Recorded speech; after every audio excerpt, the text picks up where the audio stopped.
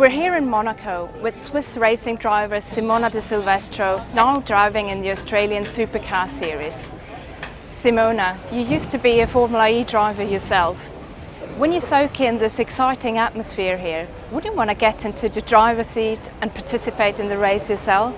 Yeah, I think for sure being a driver and being at the racetrack and not being able to drive this weekend, I think can be a little bit frustrating because you want to drive anything you can. But and for sure here also being in Monaco, I think it's kind of a bucket list type of racetrack which every driver would like to drive. And you know, maybe one day I get to drive again here, and we'll see. Monaco is home to the most famous street racing course in the world, with races having taken place since 1929.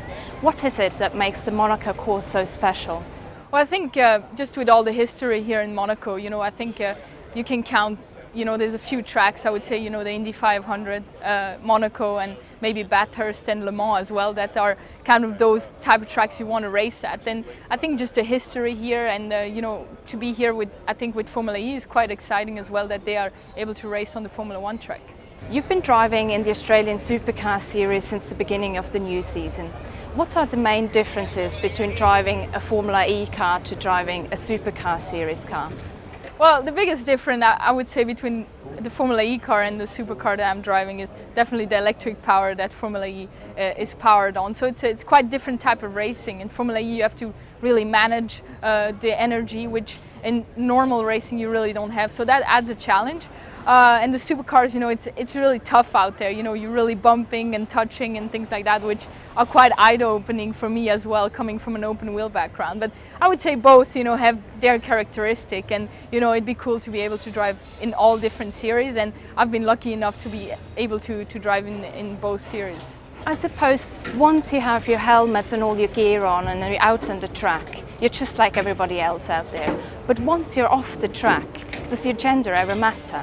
My gender, you know, it's always such a difficult question because all I know in all my racing, you know, I've always been the only girl in the field, and I've never looked at it like as a handicap or anything like that. But for sure, I think as a woman, you have to prove yourself. You know, if I'm, especially now coming from Formula E, going to supercars, I had to prove myself. I had to prove that I belong.